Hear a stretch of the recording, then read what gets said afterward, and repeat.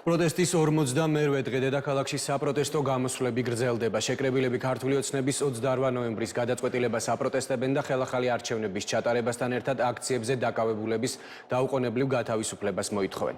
აქციებს მსვლელობით უერთდებიან სხვადასხვა სფეროსა და პროფესიის წარმომადგენლები. მაკა არჩევნიშვილის ვრთავთ რუსთაველის გამზირიდან ახლა პირდაპირ ეთერში, რომელიც ბოლო ინფორმაციას მოგვაწვდის. მაკა. Დიახ, პროტესტის 48-მერვე დღეს რუსთაველის გამზირზე, კონკრეტულად საკანონმდებლო ორგანოს მიმდებარე ტერიტორიაზე მდგომარეობა და სიტუაცია იგივეა, რასაც ვხედავთ ბოლო კვირების განმავლობაში.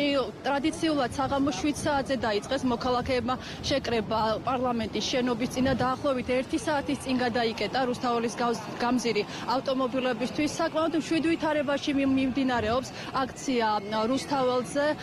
ისინი აქციის მონაწილეები დგანან პარლამენტის შენობის წინ და ამ ფორმით გამოხატავენ პროტესტს იმ გადაწყვეტილებასთან დაკავშირებით, რომელიც ქვეყნის ევროინტეგრაციას უკავშირდება. როგორც უკვე აღნიშნე, საკმაოდ მშვიდ ვითარებაში მიმდინარეობს აქცია. აქ არ არის გამოსვლები, შიგადაში გისმის ხოლმე მოწოდებები მოთხოვნებთან დაკავშირებით, რომელიც მოქალაქეებს და აქციის მონაწილეებს აქვს. ბუნებრივია, ჩვენი მაყურებლისთვის ცნობილია ეს მოთხოვნები, თუმცა კიდევ ერთხელ გავიმეორებ, რომ ეს არის ახალი საპარლამენტო არჩევნების ჩატარება და ასევე აქციის მონაწილეები ითხოვენ, რომ გათავისუფლდნენ ის პატიმრები, რომლებიც აქციის მონაწილეების აქციის დროს და სამართალდამცავებმა დააკავეს.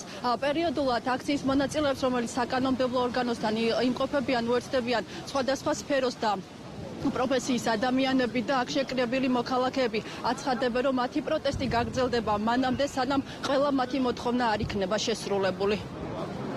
მადლობა, მაკა არჩევნიშვილი საუბრობდა რუსთაველის გამზირიდან, სადაც საპროტესტო აქცია ამ წუთებშიც იმართება.